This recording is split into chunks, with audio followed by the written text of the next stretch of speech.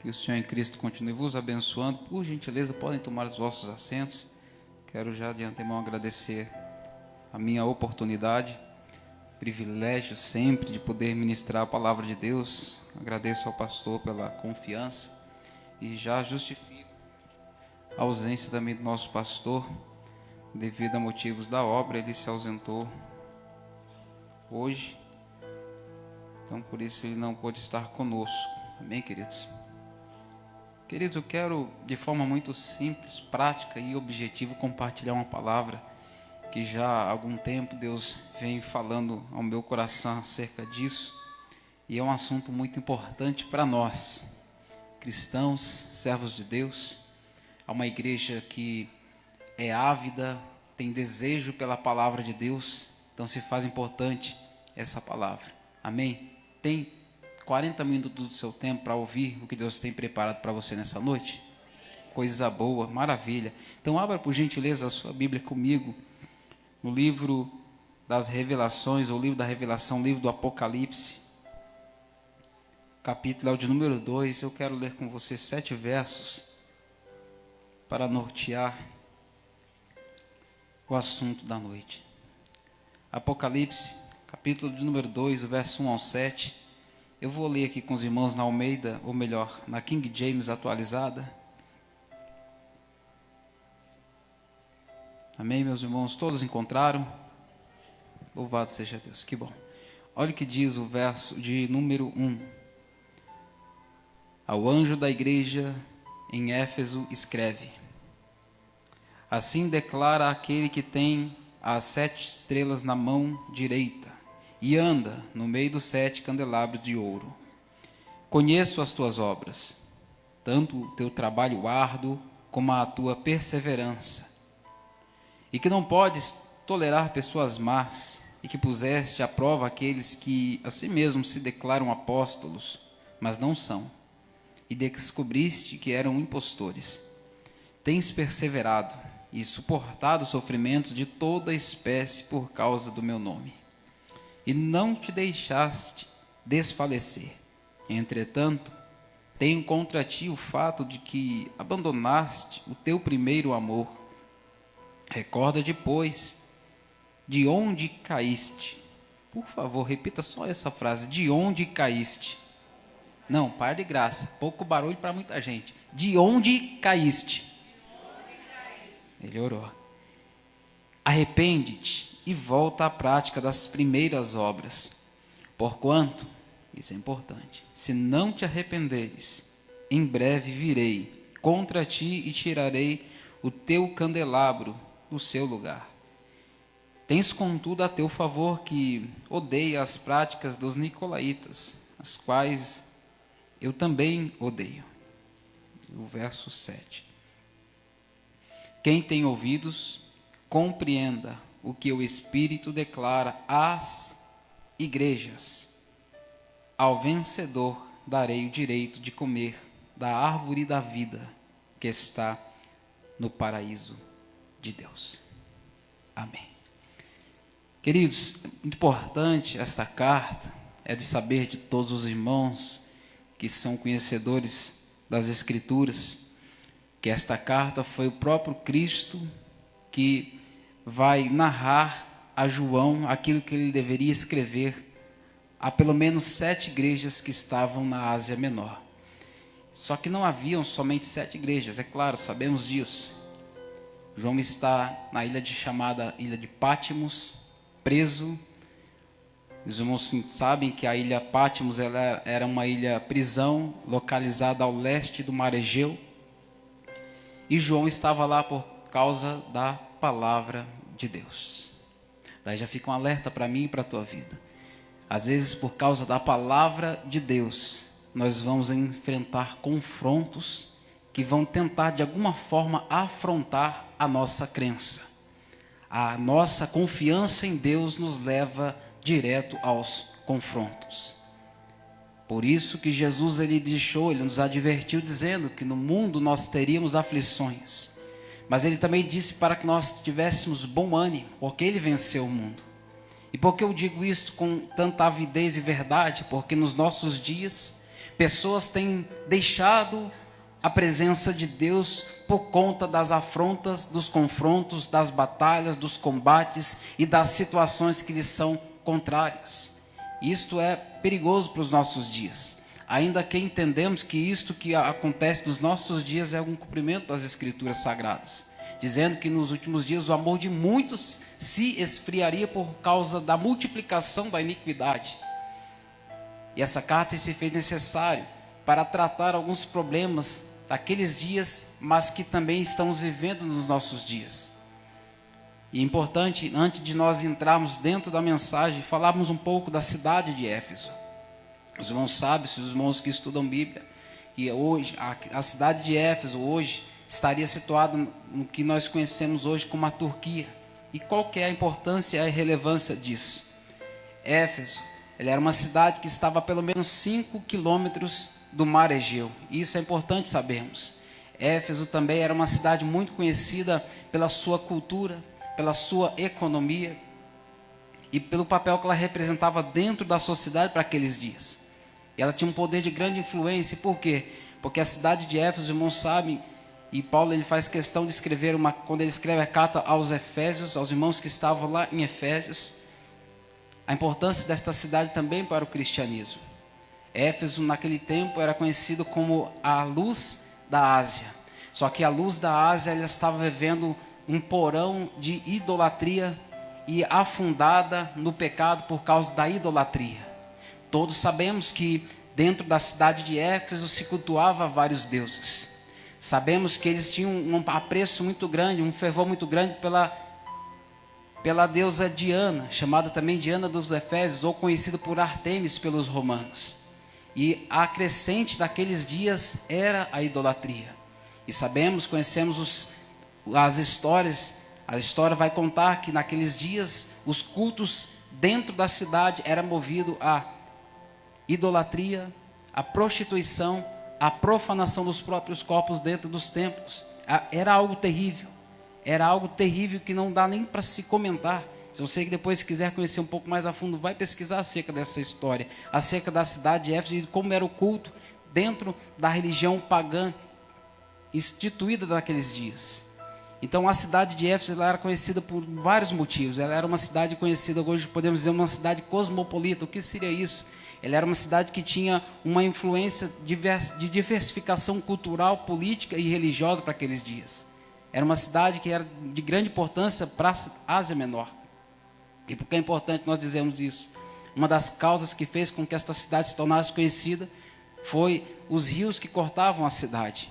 E por que isso é importante? Sabemos que a primeira capital do Brasil não foi Brasília, e sim o Rio de Janeiro. Por quê?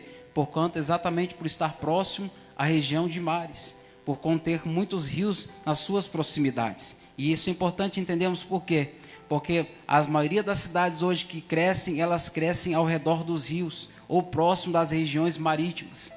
Nós percebemos isso e entendemos o porquê da importância as cidades estarem instaladas próximo aos rios. Mas sabe o que eu acho importante comentar com os irmãos?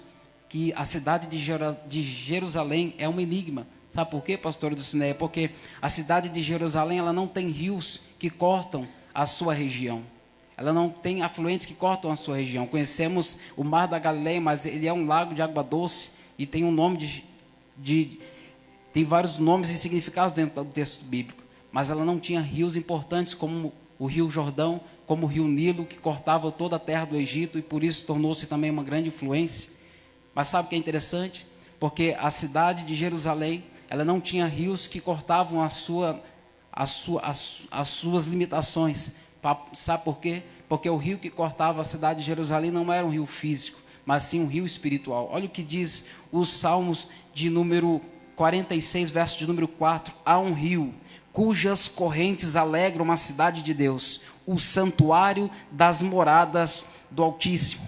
Esse rio, ele representa a própria presença de Deus, a graça de Deus fluindo para a cidade de Jerusalém. E é por isso que desde que conhecemos o mundo, as nações tentam conquistar Jerusalém, as nações tentam invadir Jerusalém, porque o rio que rega a cidade não é um rio físico, mas sim um rio espiritual. E é por isso que a minha e a tua vida, ela está numa crescente. Olha o que o texto de Salmo número 1, verso 3 diz: pois será como a árvore plantada junto a ribeiros de águas, a qual dá o seu fruto no seu tempo, e as suas folhas não cairão, e tudo quanto fizer prosperará. O que é isso? A importância de nós termos a nossa confiança no nosso Deus, que nós sabemos que é Ele que traz sobre a nossa vida aquilo que nós precisamos. Olha o que Jeremias 17, versos 7 e 8 vai dizer para você entender melhor e dar um glória a Deus. Bendito o homem que confia no Senhor e cuja confiança é o Senhor, porque será, olha a comparação, como a árvore plantada junto às águas, que estende as suas raízes para o ribeiro e não receia quando vem o calor, mas a sua folha fica verde no ano de sequidão, não se afadiga e nem deixa de dar fruto. Percebe-se que a confiança está totalmente anelada à comparação da água. A comparação da árvore que é plantada junto das águas é essa confiança que nós, como servos de Deus, devemos ter em Cristo. E por que é importante falarmos isso? Porque a cidade de Éfeso até então seria uma cidade pagã, uma cidade cosmopolitana, uma cidade de grande influência para aqueles dias, uma cidade importante para o crescimento do cristianismo, mas eles estavam afundados na idolatria e também no pecado, mas eles iam conhecer a verdadeira luz por intermédio do Evangelho do nosso Senhor e também Salvador Jesus Cristo. Sabe por quê? Porque onde o Evangelho ele chega, as trevas elas são dissipadas. Onde o Evangelho de Jesus chega, a situação ela não fica da mesma maneira, a situação ela muda. Você se lembra quando Jesus chegou lá na tua casa? Eu comentava isso com o presbítero agora há pouco. Quando Jesus ele entrou dentro da minha casa, foi por uma circunstância, uma situação que estava se agravando dia após dia, mas alguém se levantou com ousadia e disse: não, eu preciso fazer alguma coisa para que a situação da minha casa seja mudada. Alguém se levantou, alguém se colocou de pé para buscar a Jesus. E é isso que nós devemos entender, meus irmãos, que nos nossos dias as pessoas já não querem mais se levantar para buscar aquilo que precisa ser buscado, que é a presença de Jesus. Sabe por quê? Porque é cansativo, sim, é luta, muitas batalhas são travadas para nós buscarmos aquele que pode mudar o quadro da nossa história. E foi isso que aconteceu na cidade de Éfeso naqueles dias. Nós entendemos e conhecemos os textos. Uma cidade que tinha uma importância, uma influência religiosa muito grande para aqueles dias. Mas dentro do contexto do Novo Testamento nós percebemos algo que vai se destacar dentro desse interim.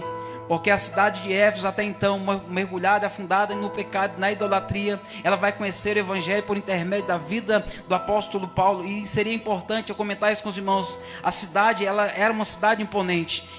Olha comigo, abre comigo a sua Bíblia, só para você entender, Atos capítulo de número 19, eu não vou ler todo o texto para ganharmos tempo, mas eu vou sintetizar para nós entendermos a pujança, a importância que tinha a cidade de Éfeso dentro do ministério do apóstolo Paulo.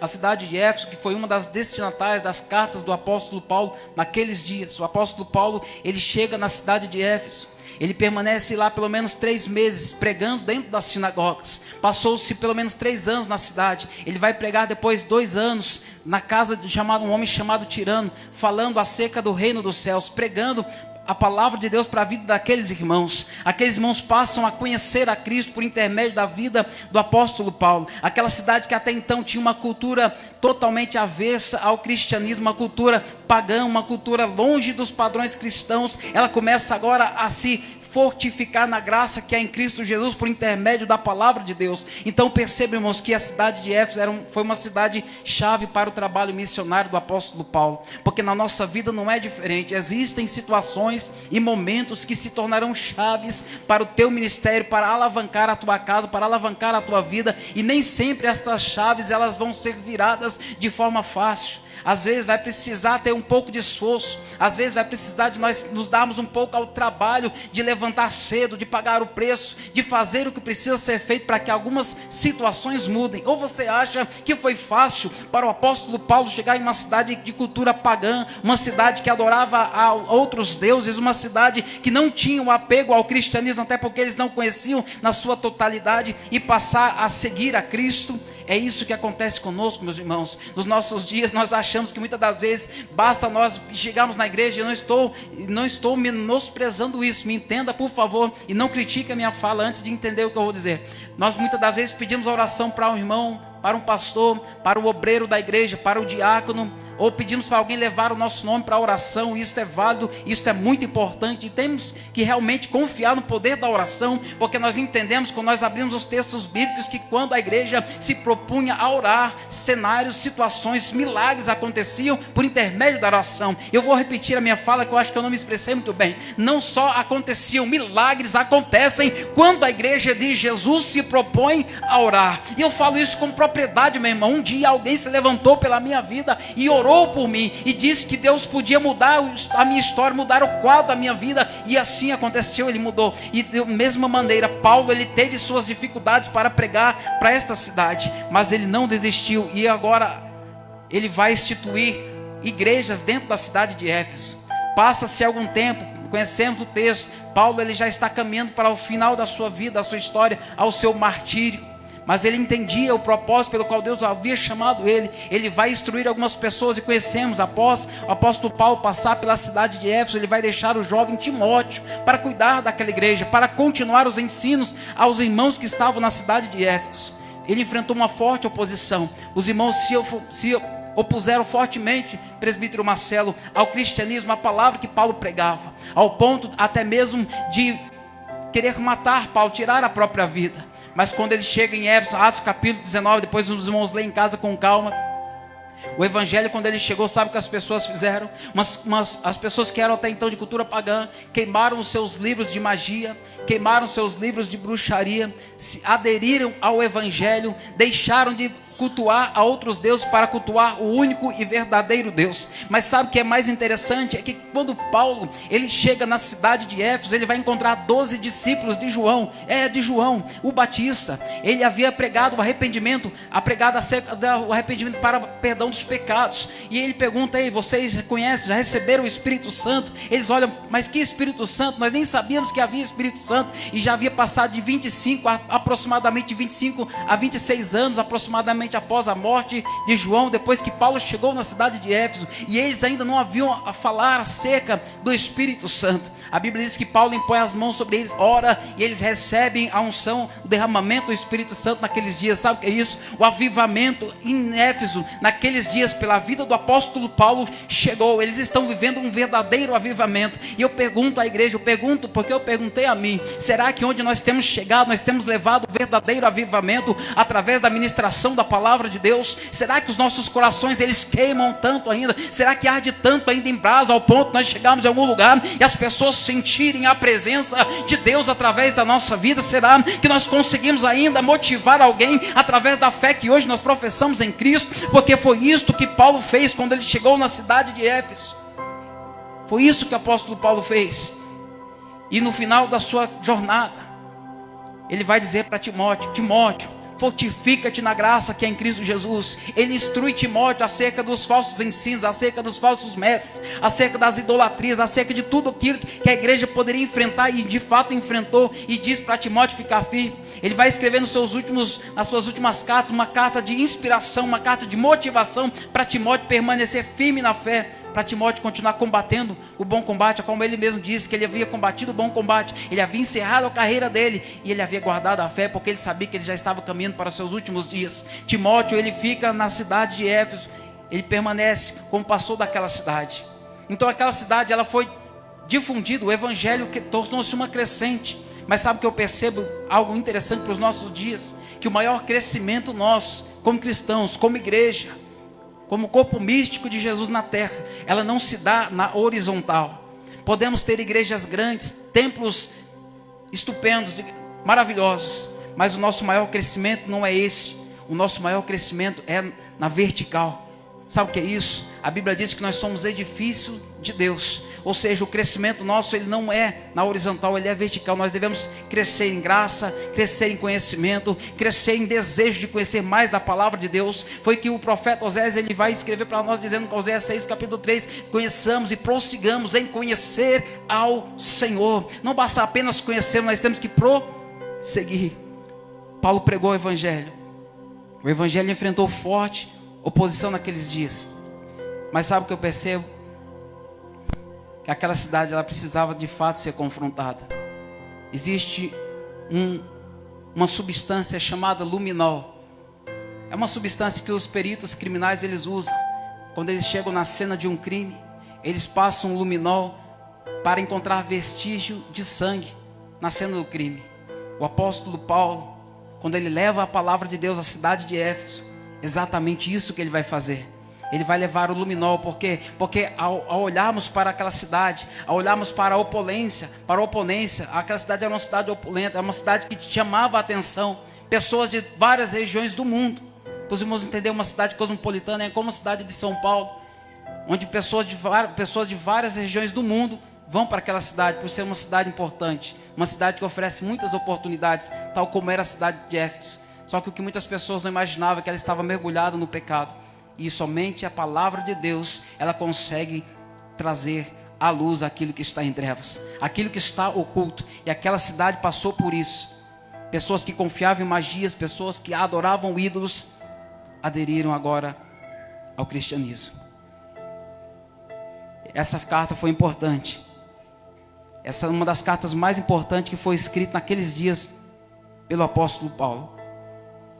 Outro ponto importante que eu não poderia deixar de citar: após nós entendermos a importância da cidade, a importância da carta que Paulo instituiu, escreveu aos irmãos que estavam lá em Éfeso, nós agora chegamos à carta que Jesus vai redigir a João lá na ilha chamada de Patmos. Isso é importante. Apocalipse, eu vou ler com os irmãos novamente o texto e já aplico. Ao anjo da igreja em Éfeso, a maioria dos estudiosos vai dizer que é o pastor daquela igreja. Assim declara aquele que tem as 7 estrelas na mão a mão direita e anda no meio dos 7 candelabros de ouro. Verso 2: conheço as tuas obras, tanto o teu trabalho árduo como a tua perseverança, e que não podes tolerar pessoas más, e que puseste à prova aqueles que a si mesmos se declaram apóstolos, mas não são, e descobriste que eram impostores. Importante. Duas coisas que eu percebo dentro do verso de número 2. Ele vai dizer: conheço as tuas obras, tanto o teu trabalho árduo como a tua perseverança. Percebe-se que a palavra obras e trabalho estão linkadas, estão juntas dentro da mesma frase. Porque uma coisa é obra, outra coisa é trabalho. Obra aqui vai falar da condição que aquela igreja estava vivendo. E trabalho vai falar daquilo que a igreja estava fazendo continuamente nos seus dias. E porque eu julgo isso ser importante, irmãos, eu escrevi algo que eu acho importante nós comentarmos com os irmãos. Primeiro ponto: essa visão ela foi concedida por um propósito, para fortalecer a fé de João, que estava lá na ilha chamada Patmos. Jesus ele vai fazer um diagnóstico, um raio-x de como estava naqueles dias a igreja a qual ele havia instituído, ou propriamente as igrejas. Ele tece primeiramente um elogio à cidade de Éfeso, vai dizer: olha, eu tenho visto o trabalho árduo, a perseverança, e que vocês não toleram falsos mestres. Muito bom, parabéns. Quem que não gosta de receber elogios? Há quem diga que elogios até nos estragam, mas João recebeu esse elogio falando acerca da igreja que ele mesmo era o pastor. Paulo pastoreou a igreja de Éfeso, Timóteo, só para os irmãos entenderem as referências que nós estamos citando. Paulo, um dos maiores pregadores do século. Timóteo foi filho de Paulo, filho na fé. E agora nós estamos falando do apóstolo João. O apóstolo João, que eu posso dizer, foi o único que teve a oportunidade, o privilégio de ver o nosso Cristo nas 3 fases distintas na sua missão aqui na terra. Primeiro, ele viu Cristo em seu ministério terreno, como servo sofredor. Ele contemplou, ele viu todo o martírio que Jesus sofreu e suportou, mas ele também viu Cristo ressurreto. Após a sua ressurreição, ele teve essa mesma oportunidade de ver o Cristo ressuscitado. E ele também contemplou o Cristo na sua fase celestial, o Cristo glorificado. E por que isso é importante? Porque ele vai receber de Jesus esta orientação. Sabe o que eu percebo? João, que teve oportunidade que outros discípulos não tiveram, quando ele viu Jesus, quando ele teve essa visão, ele caiu como morto. O discípulo que tinha mais intimidade e comunhão com Cristo, posso assim dizer, quando ele teve essa visão de Cristo, ele caiu como morto. O que eu percebo é que nós precisamos de fato olhar, nos inspirar em homens como João, homens como Paulo, homens como Pedro. O Senhor tece elogio à igreja que estava em Éfeso, onde João era o pastor, onde ele passou pela cidade, onde ele foi um dos últimos pastores daquela igreja. E vai chamar João numa responsabilidade. João, parabéns, vocês têm trabalho árduo, têm perseverado, não toleram pessoas más, colocaram à prova aqueles que a si mesmos declararam apóstolos, mas não são. Olha o verso 3. Tens perseverado e suportado sofrimento de toda espécie por causa do meu nome. Não te deixastes desfalecer. Ele está falando de uma igreja que estava em ascensão, de uma igreja que estava trabalhando, de uma igreja que estava servindo, de uma igreja que até então era uma igreja modelo e exemplo. E quando eu falo igreja, eu falo de mim e de você. Eu não falo apenas do templo, eu não falo do prédio, eu falo do corpo místico de Jesus. Eu falo de nós, de cada um de nós como templo do Espírito Santo, que trabalhamos, que fazemos a obra, que trabalhamos árduo, que suportamos. E suportar, aqui algumas traduções vai dizer suportar com paciência, ou perseverar, é nós aguentarmos o baque, as pancadas, os falsos ensinos, os levantes, as afrontas, as perseguições. Quando nós falamos de perseguições, eu me lembro daqueles irmãos que naqueles dias estavam sendo lançados dentro dos coliseus, estraçalhados por leões, perseguidos, sendo arrastados pelas praças públicas, sendo ateado fogo em praças públicas para servir de espetáculo e de escárnio para quem quisesse ver. Sabe o que é isso? É a perseguição que o evangelho sofreu por causa do propósito para chegar até mim e você. Se estes irmãos não tivessem suportado o que eles suportaram, nós não estaríamos vivendo o que nós estamos vivendo hoje.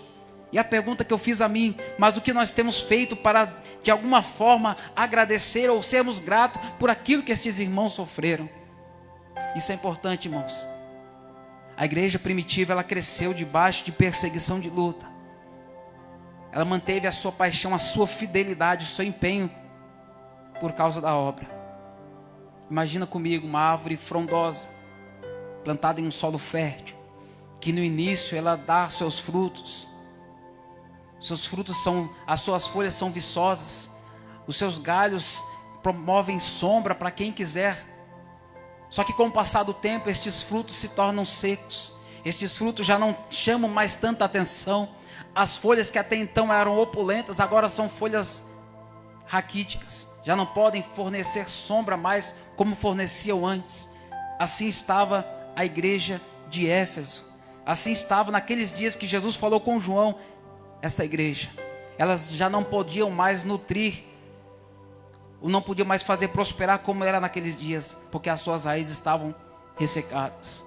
Isso chamou minha atenção, porque a igreja aqui descrita no livro do Apocalipse, ela fala da condição, e é claro que eu não vou mexer com a emoção de vocês, porque longe de mim fazer tal coisa, mas nós precisamos ouvir exatamente isso que Jesus falou para João. As suas raízes estavam sim profundas, firmadas na terra, mas a igreja havia perdido algo essencial, que era o seu primeiro amor. E Jesus, ele vai chamar a atenção de João, como ele chama a atenção minha, a tua atenção também nesta noite. Olha o que diz o verso de número 4. Entretanto, tenho contra ti o fato de que abandonaste o teu primeiro amor. Eu entendo e percebo que assim como a árvore, ela precisava das águas subterrâneas para continuar frutificando, nós precisamos continuar buscando a presença de Deus para continuar dando frutos no reino de Deus, para continuar promovendo sombra para aqueles que estão passando pelos desertos da vida, para continuar proporcionando frutos para aqueles que estão perecendo com fome, com sede da palavra de Deus. Por que eu digo isso? Porque isso é importante, irmãos. Porque o primeiro amor que nós olhamos, o contexto disso tudo, Quando fala primeiro amor, eu me lembro do primeiro mandamento, que nós devemos o quê? Amar a Deus acima de todas as coisas. E por que isso é importante, irmãos, comentarmos? Imagina um casal no início do seu casamento. Eu gosto muito de falar acerca disso, porque isso reflete exatamente no compromisso, na aliança que nós fizemos com Deus, na aliança que você fez com o teu marido, lá diante do altar. Eu me lembro bem, um rapaz, um senhor de óculos, ele perguntou para mim, aceita a Priscila como sua esposa? E fez, né, toda aquela firula toda que nós conhecemos. Até que a morte nos separe. Eu pensei, meu Deus, até que é muito tempo, né, irmão? Jesus amado, né, de preferência dela, que eu não tenho pressa de morrer. Mas eu falei sim, meu irmão, diante do voto e do compromisso. Eu fiz uma aliança ali diante das pessoas, das testemunhas. Eu fiz um compromisso, uma aliança. Qual que era a aliança? De cuidar dela, de ser carinhosa com ela, de ser prestativo, de lavar a louça. Não estava escrito lá não, mas eu acrescentei. De cuidar dela com toda a minha vida. No amor, na saúde, na doença, na pobreza, na riqueza. Com cabelo, sem cabelo. Meu Deus do céu. Está entendendo, irmãos, onde eu quero chegar? Só que vai passando os dias, vai passando-se as épocas. E o que nós fazemos? Nós vamos negligenciando algumas coisas. Nós vamos pouco a pouco deixando algumas coisas que são importantes de lado. Algumas coisas que antes no começo nós fazíamos, hoje nós não fazemos mais. Algumas coisas que no começo nós fazíamos com tanta facilidade, não precisava nem pedir, meu irmão. Marcelo pregou esses dias acerca disso. Muito obrigado, presbítero. Foi esclarecedor. É muito importante nós ouvirmos acerca disso. Mas algumas coisas nós vamos deixando. Exatamente isto. Esta a imagem do primeiro amor que era a igreja de Éfeso havia perdido. Casal que no início tem todo aquele entusiasmo, aquela paixão, aquela coisa toda. E quando a gente vai deixando, a gente costuma dizer que vai caindo na rotina. Vai fazendo automático. E isso é importante, irmãos. Nós entendemos isso. Não se trata apenas de fazer as coisas que temos que fazer, mas fazermos as coisas com a paixão genuína por Cristo, como nós tínhamos lá no começo, lá no início. Lembra do teu namoro? Como que era o namoro? Namoro, quem não está namorando não sente nada, meu irmão. Maravilha. É uma lua de mel constante. Aí depois que casa nós vamos deixando. Irmão, segura esse jovenzinho aqui, ó, contra a câmera aqui, senão ele vai derrubar essa câmera aí. Misericórdia. Assim como o casal precisa reacender a chama, Jesus chamou a responsabilidade para que a igreja de Éfeso e a todos nós também voltemos ao nosso relacionamento com Ele. Olha o que diz o texto. Eu vou ler com os irmãos. Verso de número 5. Ou melhor, vou ler aqui, ó. Recorda-te, pois, de onde caíste. Verso 5. Jesus elogia os irmãos, fala das obras, fala do trabalho árduo, fala da perseverança, fala que eles não toleram os falsos ensinos. Ou seja, era uma igreja que estava trabalhando, era uma igreja que aparentemente estava servindo, era uma igreja que aparentemente estava fazendo tudo certo. Mas algo que ninguém poderia ver, senão somente o Cristo, senão somente o luminol, para revelar aquilo que estava oculto, era o nosso Cristo. Por isso ele vai falar com João. Lembra-te, pois, de onde caíste. Percebe que duas coisas diferentes, irmãos. De onde caíste. Por que isso é importante? Porque a expressão aqui não é lembra onde caiu. É de onde. Está entendendo? Um exemplo. Eu estou andando na rua. Eu caí. De onde? Da escada. Então está falando aqui da altura, da posição. É isso que eu apliquei para a minha vida. Porque quando nós estávamos no início, nós orávamos mais. Nós líamos mais Bíblia. O tempo não era tão escasso como nos nossos dias, porque hoje os dias são corridos. E ninguém pode negar isso. Ninguém pode refutar isso. É uma grande verdade. Só que por que antigamente nós arrumávamos tempo? Por que antigamente nós conseguimos fazer com mais empenho? Porque nós caímos de algum lugar. Talvez nós caímos da oração, da leitura da palavra. Talvez nós caímos da comunhão com os irmãos. O diácono PC que nos antecedeu falou acerca disso, e é uma grande verdade. Antigamente os irmãos costumavam a ir congregar, às vezes longe, às vezes pegava a bicicletinha, andava 5, 6, 10 quilômetros para congregar, para glorificar o nome do Senhor, ia cantando já os hinos da harpa. E sabe por que eu digo isso, irmãos? Não sou saudosista, por favor, me entenda bem. Só que nós precisamos reavaliar a nossa vida e recordar, eu falo por mim, das práticas que hoje eu não estou fazendo, que antigamente eu fazia. Ao olhar no retrovisor da minha história, eu percebo que algumas coisas foram ficando para trás. E por que isso acontece? Porque a nossa vida ela é feita de escolhas. Todas as vezes que você escolher algo, automaticamente, tem 2 microfones aqui, se eu escolher um, automaticamente o outro eu vou deixar, sim ou não? Então automaticamente, 2 escolhas na vida, se nós temos 2, uma nós alcançamos, a outra vai acabar ficando de escanteio, vai ficar para um outro plano. E muitas das vezes nós acabamos fazendo isso com Deus. Vamos deixando Deus para o segundo plano. Vamos deixando para ler se der tempo. Vamos deixando para estudar se eu for pregar. Ou deixando para preparar uma mensagem se eu tiver a oportunidade. Por que isso está acontecendo, irmãos? Porque em algum lugar nós caímos de algum lugar. Só que Jesus, ao mesmo tempo que Ele vai traçar o perfil da igreja, Ele vai trazer a repreensão, Ele vai falar, olha, vocês estão com problema nessa área aqui, eu vou beber água. E você pode dar glória, irmão. Deixa sozinho não. Jesus ele olha para a igreja, ele verifica o problema, ele faz um diagnóstico, assim um raio-x. E o problema ele diz, olha, vocês precisam lembrar de onde vocês caíram. E qual que é a implicação de Jesus? Ele vai dizer, arrepende-te e volta à prática das primeiras obras. O que Jesus está fazendo aqui, irmãos, é que nós aprendemos na escola bíblica dominical. Porque não muda. O ensino das crianças e dos adultos é o mesmo. Por quê? Porque tudo se resume à leitura da palavra e no final tem oração. Sim ou não? Não é assim que é na sala das crianças? As irmãs, as tias, elas leem a Bíblia para as crianças e no final, oração. E aqui com os adultos, nós lemos a revista, aplicamos o que está dentro da lição e no final, oração.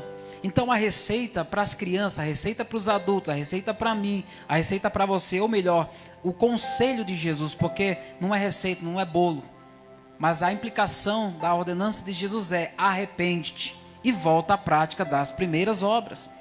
É algo simples e muitas das vezes nós complicamos, porque nós achamos que nós não somos capazes de fazer algo tão simples. Sabe o que Jesus está falando aqui? Vou sintetizar, volta a fazer o que você fazia no começo. Lembra de onde você caiu, está dizendo para João e para nós também, e volta a fazer o que você fazia antes. É voltar ao beabá da fé. Só que o que acontece, muitas das vezes nós temos dificuldade. Ninguém gosta de regredir, ninguém gosta de dar um passo atrás, ninguém gosta de voltar, ninguém gosta de ser, vamos dizer assim, de certa forma, rebaixado em algum nível da vida.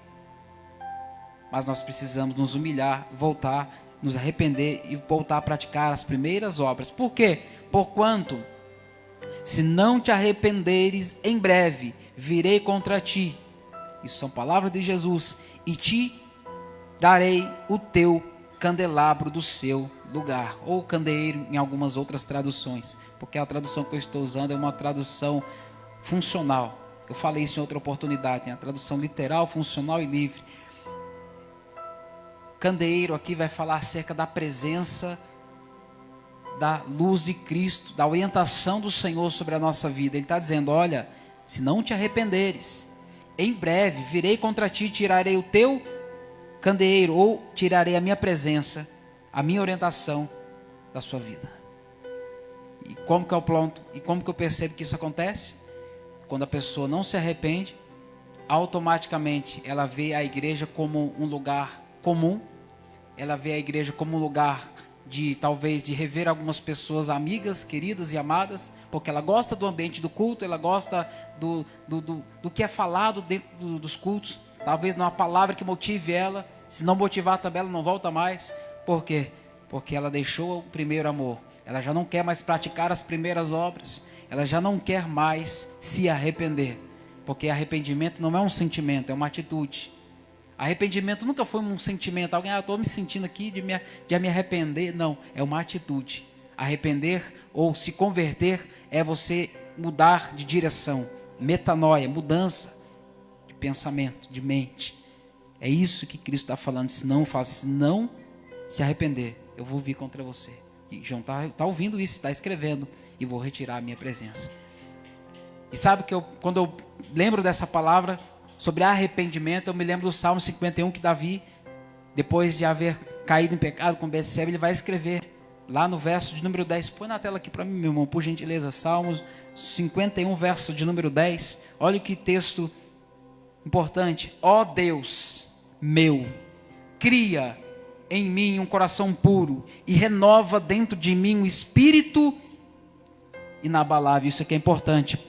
Quando ele diz cria em mim, esse cria aqui é o mesmo cria que você vai encontrar lá no livro do Gênesis, falando da criação, quando Deus criou todas as coisas. Marcelo sabe disso, é o verbo bara, que quer dizer criar algo do nada, que foi isso que Deus fez quando Deus criou todas as coisas. E é exatamente isso que Davi está pedindo: cria em mim, do nada, daquilo que não existe. Ele está pedindo uma renovação para a sua vida. Cria em mim um coração puro e renova dentro de mim um espírito inabalável. E essa fala de Davi mexeu comigo. Por quê? Porque às vezes nós temos essa dificuldade de reconhecer. Davi reconheceu. E Davi falou: Senhor, de tudo que eu tenho, só não retires de mim o teu Espírito Santo, a tua presença, o candeeiro, como ele disse aqui a João, que se não arrepender ia tirar o candeeiro, o candelabro. Estou caminhando para o final. Imagina comigo, os irmãos entendem o papel do farol. Os faróis que são instalados nas regiões marítimas. Os navegantes, nas suas embarcações, eles percebem a quilômetros de distância que eles estão chegando à terra firme. Por quê? Porque os faróis apontam para os mares, apontando a direção para os navios, guiando ele dentro dos mares para que eles não venham se enveredar em caminhos rochosos, não venham perder talvez as suas embarcações. Só que este farol, com o tempo, se ele não tiver uma manutenção, se ele não for cuidado, as suas lentes vão ficando opacas, a sua luminosidade ela começa a ser prejudicada. E aquele farol que até então iluminava, que guiava as embarcações, ela começa agora a perder a sua utilidade. Ela já não clareia mais como antes. Ela já não consegue transpor a luz como ela fazia antes. Isso aponta para a igreja de Éfeso. Isso fala de mim, isso fala de você também. Que no começo da nossa caminhada cristã nós éramos como estes faróis, que direcionávamos bem. As pessoas ao longe viam: ali vai um crente, ali vai um servo de Deus. E não estou falando de veste não, meu irmão. Por favor, não me tenha como um doido. Não estou falando de veste, mas estou falando das atitudes, do nosso comportamento. Falava isso com o presbítero. Antigamente, quando alguém tinha algum problema, alguma enfermidade, algo grave, primeira fala, principalmente de nós cristãos, servos de Deus: vamos orar, vamos levar para a igreja, ou quando não muito, vamos junto para a igreja. Só que nós começamos a ficar desbotados como esse farol. Eu falo nós, irmãos, por favor me perdoe a expressão, mas eu falo de nós no contexto geral, aplicando a mim também. Muitas das vezes nós temos essa dificuldade hoje. Hoje, quando as pessoas, antigamente era assim que se fazia, levava a pessoa para a igreja, se empenhava por causa de alguém. Assim eu cheguei à presença de Deus. A minha mãe, por uma situação vivida dentro de casa, no meio da minha família, ela buscou a Jesus porque ela não aguentava mais viver no sofrimento. Então ela foi atraída por algo que precisava ser mudado. E Jesus mudou o quadro da nossa história. E hoje as pessoas fazem o quê? Hoje tem a facilidade, manda uma mensagem para o irmão que é crente, que é servo de Deus, que é pastor, que é obreiro: irmão, ora por mim lá. Quando é humano, ele fala: ora lá que o barato está doido. Ou quando é um mais conservador: ora por mim que está tenso. Ou o chicote está estralando. Não sei qual que é a fala, mas alguém pede oração por vários motivos e a expressão é: orem lá por mim. Há algum tempo nós ouvíamos isto. Hoje você fala: irmão, vem para a igreja, vamos orar pela sua vida. Ninguém quer mais ouvir isso, irmão. As pessoas querem ouvir: irmão, vem para a igreja que eu tenho uma solução para você. Parece que a palavra de Cristo não é mais suficiente. Misericórdia, irmãos. Nosso Cristo, Ele é suficiente. Ele é o nosso sumo pastor. Ele continua sendo o farol que ilumina, que direciona a nossa vida para caminhos de segurança. Se nós continuarmos sendo orientados por Ele, nós não vamos enfraquecer. Nós não vamos dar com a nossa embarcação em pedregais, em rochas. Não vamos perder a nossa vida. Nós vamos continuar firme. Essa igreja, ela não estava mais iluminando o mundo com o mesmo fervor e com o mesmo amor que eles tinham no começo. Então, assim como esse farol precisava de manutenção, a minha vida, a tua vida, nós precisamos fazer manutenção também na nossa vida espiritual. Verso de número 6: Tens contudo a teu favor que eu odeio as práticas dos nicolaítas, as quais também eu odeio. A cidade era conhecida por sua dedicação, pelo seu trabalho, pela sua paciência, pela sua perseverança, por não suportar, não aderir aos falsos ensinadores, aos falsos mestres. Mas o mais importante, a pergunta que eu faço é a seguinte: será que nós temos feito a obra de Deus com o mesmo amor que nós fazíamos no início da nossa caminhada? Será que nós ainda somos movidos pelo verdadeiro amor a Deus, a Cristo, a sua vontade soberana sobre a nossa vida? Nós precisamos voltar, eu preciso voltar a fazer algumas coisas, a praticar as primeiras obras, a praticar o que eu praticava, o que eu fazia no começo.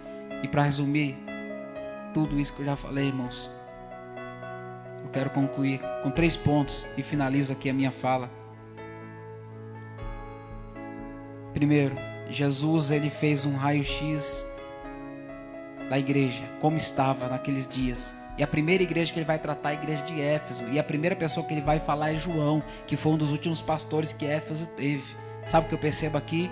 Que a primeira pessoa que Jesus vai tratar não é o teu irmão, não é a tua esposa. Talvez você esteja pedindo algo pela vida dela, para que Deus mude algo lá. Não, é você, sou eu. Às vezes queremos que as pessoas mudem. Apontamos o dedo, olha, Deus muda fulano, muda ciclano. Só que esquecemos que Deus vai começar a tratar aqui dentro primeiro. Deus vai começar a tratar comigo primeiro, antes de mudar situações dentro da minha casa. Por quê? Porque eu preciso voltar a ser um farol. Eu preciso voltar a ser alguém que direciona bem as pessoas. Eu preciso voltar a ser aquela pessoa que as pessoas olham e dizem: não, ali tem Deus, ali é cheio de Deus. Pode levar lá, pode ir lá que o irmão vai orar, Deus vai operar, Deus vai fazer. E não estou falando, irmãos, de idolatria a homens, não. Por quê? Porque a Bíblia diz que obras maiores que Jesus, você, eu, nós, igreja, faríamos no nome dele. Porque ele foi para junto do Pai. E qual que é a garantia de que isso vai acontecer? Ele enviou o Consolador, o Espírito Santo na nossa vida, nos capacita para vivermos tal obra, para vivermos tal milagre. Ele vai chamar a igreja ao arrependimento. Ele nos convida hoje a fazer um autoexame da nossa vida. Dentro da medicina existem 2 exames que são importantes. Um é chamado biópsia. Quer dizer, você fazer exame daquilo que está vivo. Bio, vida, ópsia, estudo. E o outro é necrópsia. É exame daquilo que está morto. E Jesus, ele vai fazer uma biópsia, porque a igreja ainda estava viva, mas estava enfrentando problemas. Ele detectou o problema, ele trouxe a solução. Ele falou: olha, faz isso aqui e vocês vão viver. E necrópsia é o que o inimigo da nossa alma faz com aqueles que se distanciam. Por isso que o apóstolo Paulo, quando ele vai escrever aos irmãos que estavam lá em Corinto, falando acerca da Santa Ceia, ele vai dizer: examine-se, pois, o homem a si mesmo. Ele não vai dizer: examine-se, pois, o seu irmão. Examine os irmãos da igreja, ver como é que... Não, examine-se a si mesmo. É eu que preciso fazer um autoexame da minha vida. Ninguém melhor do que eu sabe o que eu preciso mudar, irmãos. Ninguém melhor do que você sabe o que você precisa mudar. E para essas horas, irmão, não adianta a gente querer virar o pescoço, ou fazer biquinho, ou achar que não é comigo, que não é com você. Não, é conosco. É conosco, essa palavra é para mim, para você. Culto de família, amor, mas não pregar sobre família exatamente. Por isso que Deus me moveu dentro dessa palavra. Porque quantas das vezes queremos que a nossa família ela venha para a presença de Deus, mas nós não estamos vivendo como nós vivíamos no começo. Porque no começo as pessoas vinham, as pessoas eram atraídas com mais facilidade. E no começo temos um agravante. Por quê? Porque no começo você não tem o entendimento, a experiência que hoje você tem. Eu não tenho a experiência que eu tinha no começo. Eu não tinha o conhecimento de Bíblia como eu tinha no começo. Mas por que as pessoas vinham? Por que as pessoas eram atraídas? Por que João Batista, quando pregava no deserto, as pessoas iam até ele? Se a palavra que ele pregava era sempre a mesma. Se fosse lá a missão Ebenezer naqueles dias, o culto de terça, de quinta e de domingo, de manhã e domingo à noite, a pregação de João Batista era: arrependei-vos e convertei-vos. Essa era a introdução. Por que, João? Porque é chegado o reino dos céus. O que mais, João? Aí ele apelava um pouco: raça de víboras, quem vos induziu a fugir da ira vindoura? Pensa que se os irmãos não voltavam no outro culto, era terça, era quinta, era domingo de manhã, domingo à noite. Por quê? Porque a palavra que saía da boca de João Batista era a verdade. Então a palavra que tem que continuar saindo dos nossos lábios em Cristo é a verdade. E não somente a verdade expressa através de palavras, mas a verdade expressa através da nossa atitude e do nosso comportamento também. Porque se nós fizéssemos uma biópsia da nossa vida, jamais o inimigo das nossas almas faria uma necrópsia da nossa história. Por que existem pessoas que hoje já não estão mais aqui conosco? Quando eu falo conosco, não aqui, né, na missão Ebenezer, mas eu digo servindo a Cristo. Por que hoje tantas pessoas nós ouvimos falar: fulano caiu, fulano se afastou, fulano deixou a presença de Deus, fulano voltou para o mundo, fulano voltou a beber, fulano voltou a usar droga, fulano abandonou. Você olha para pessoas, irmãos, nem parece que um dia o evangelho passou por ela. Hoje você olhar para as igrejas que foram escritas estas cartas, não há sequer um resíduo do cristianismo que passou por estes lugares. A cidade por onde Jesus caminhou, a cidade por onde estes homens passaram, nem sequer resquício de evangelho você encontra mais lá, a não ser os escombros, a não ser as lembranças, as histórias que são contadas e comentadas e narradas em livros. Por quê? Porque abandonaram o primeiro amor, porque não se arrependeram, porque não voltaram à prática das primeiras obras, porque não atenderam ao convite de Jesus, não reconheceram os seus pecados, não reconheceram que precisavam voltar e cultivar novamente o amor. O segundo ponto que eu percebo, o que nós estamos vivendo hoje, é uma urgência de voltar à prática das primeiras obras. Porque todo o trabalho árduo, cansativo, enfadonho, estamos em dias trabalhosos, irmãos, eu vejo aqui trabalhando em prol do congresso, da conferência das nossas crianças. Vários irmãos envolvidos. Corre daqui, corre de lá. Enquanto nós estamos escutando que tem irmãos trabalhando nos bastidores. Eu louvo a Deus por isso. Isso é muito importante, irmãos. Mas nós não podemos estar tão envolvidos com a obra e nos esquecer do Deus da obra. A obra, ela se faz importante, mas maior do que a obra é o Deus da obra. Porque a igreja estava trabalhando arduamente, mas eles haviam esquecido o Deus da obra. Eles haviam abandonado o primeiro amor. Eles faziam, mas a motivação que movia o coração deles a fazerem não era mais a mesma. Por isso eu concluo dizendo: nós precisamos orar, pedir ao Espírito Santo que nos conduza a retornar às primeiras práticas, a retornar ao primeiro amor, para que a nossa vida venha voltar a ser vibrante novamente, para que a nossa vida venha voltar a ter um propósito, um ressignificado do propósito que Jesus instituiu sobre a nossa vida. Sabe quando Jesus chamou você e te fez promessa, falou que você ia pregar a palavra, que você ia louvar o nome dele, que através da sua vida pessoas seriam curadas? Isso tem que continuar dentro do nosso peito. Isso tem que continuar norteando a nossa vida, continuar nos dando rumo norte. A igreja havia perdido o seu primeiro amor. E finalizo, se você puder, por gentileza, você coloca sobre os seus pés. Vou ler o verso 7 e finalizo a minha fala. Quem tem ouvidos, ouça. Essa aqui é a promessa de Jesus para nós. Para nós, irmãos.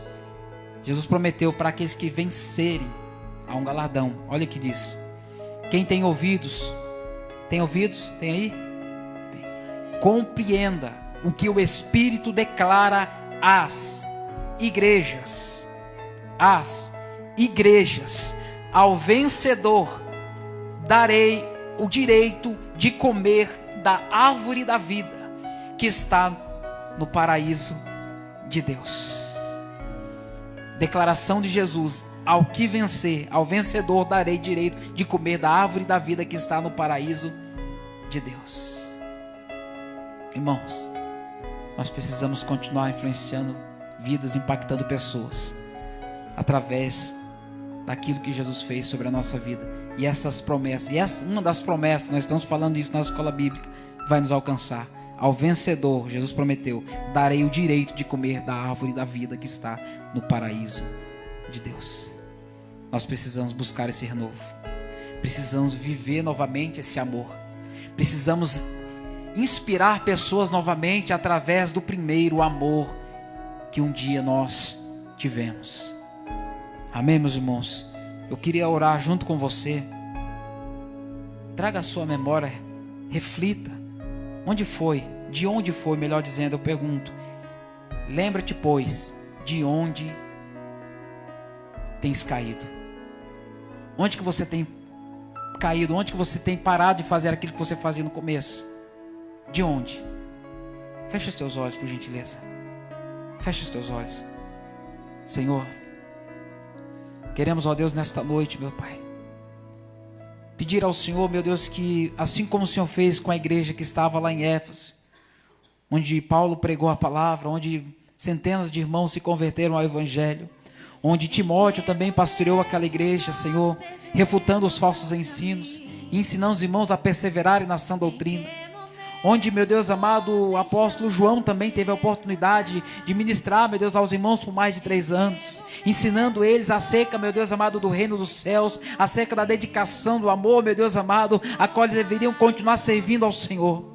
Mas no meio deste percurso, meu Deus amado, onde eles trabalhavam arduamente, onde eles, meu Pai, perseveravam, onde eles haviam, meu Deus, pacientemente suportado, meu Deus amado, muitas coisas por causa do Teu nome, onde eles haviam, meu Deus amado, meu Pai, rejeitado os falsos ensinos, onde eles haviam, meu Deus amado, abominado, meu Deus amado, os falsos ensinadores, aqueles que diziam que eram apóstolos e também não eram, onde eles, meu Deus amado, tinham um fervor inicial, onde eles eram como um farol que iluminavam, onde eles eram, meu Deus amado, igreja, meu Deus amado, que era uma referência naqueles dias na Ásia Menor, mas algo aconteceu neste percurso, algo, meu Deus amado, foi sendo pouco a pouco deixado, algo, meu Deus amado, foi, meu Deus amado, pouco a pouco se apagando, se enfraquecendo, meu Deus amado, onde o Senhor, meu Pai, por graça, por bondade, aleluia, por misericórdia, meu Deus amado, usou, meu Deus amado, aleluia, a vida do apóstolo João, para, meu Deus amado, meu Pai, corrigir aquelas igrejas, começando pela aleluia, pela igreja de Éfeso, começando pela igreja onde ele mesmo um dia havia pastoreado, e eu creio, meu Pai, que não é por acaso esta palavra, nós também precisamos, ó Deus amado, rever, meu Deus amado, fazer, meu Deus amado, autoexame da nossa vida,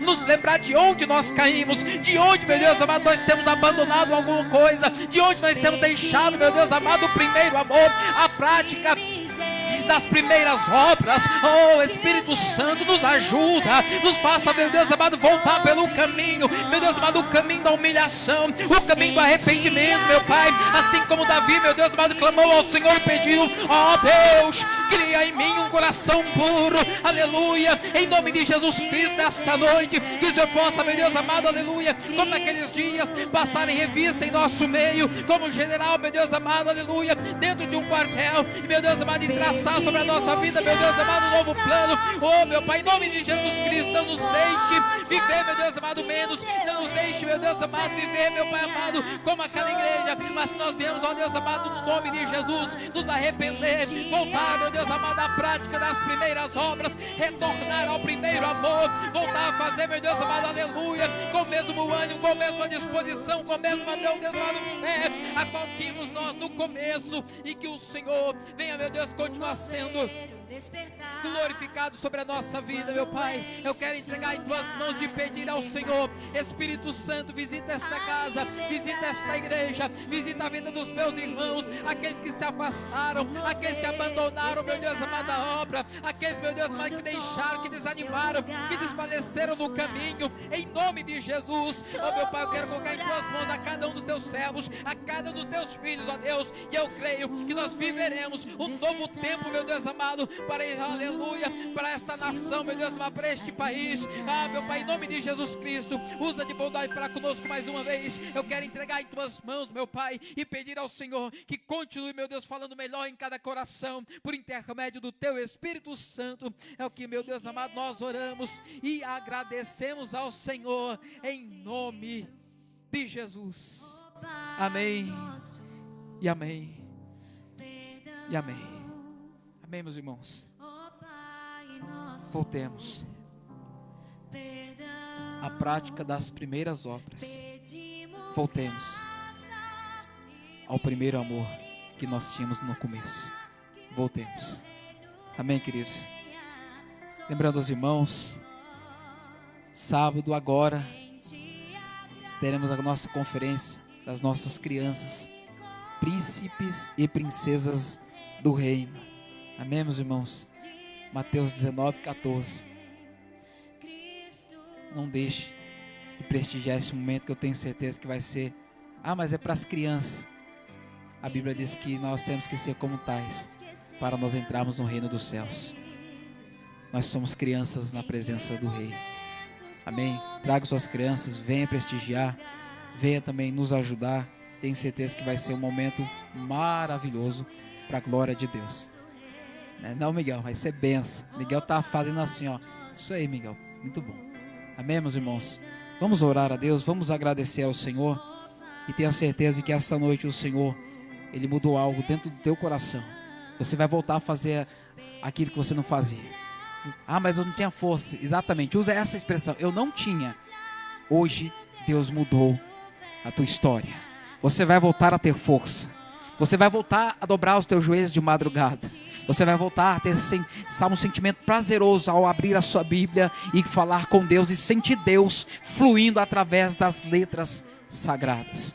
Deus mudou algo do teu coração nessa noite, em nome de Jesus. Vamos orar. Querido Deus, nosso Pai, te agradecemos, ó Deus, pela tua palavra essa que norteou a nossa vida na noite de hoje. Que o teu Espírito Santo continue, meu Deus, falando melhor em cada coração. Leva a cada um dos teus servos em paz, em segurança, livres, guardados, libertos, protegidos de todo mal. Que tenhamos nós uma noite de sono reparadora. Que teu Espírito Santo, meu Deus amado, continue conduzindo a cada um.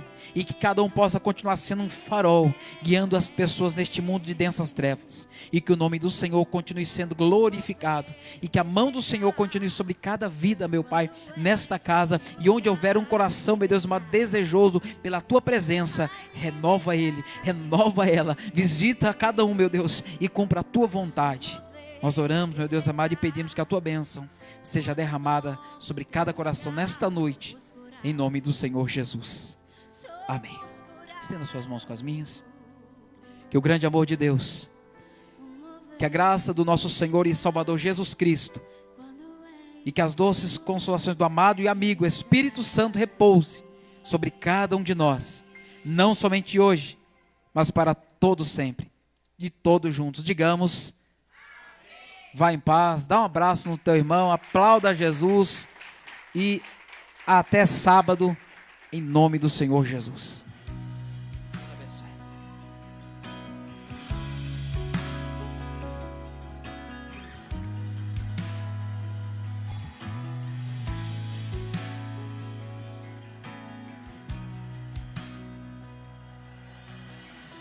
Estou preparando o caminho,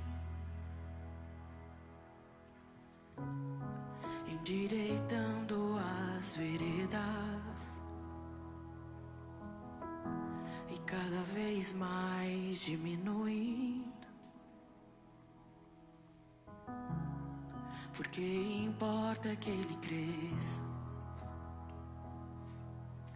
Nele o meu prazer está. Eu não sou digno de desatar as suas sandálias. Nele a minha vida está. Eu caminho com a certeza de que ele virá.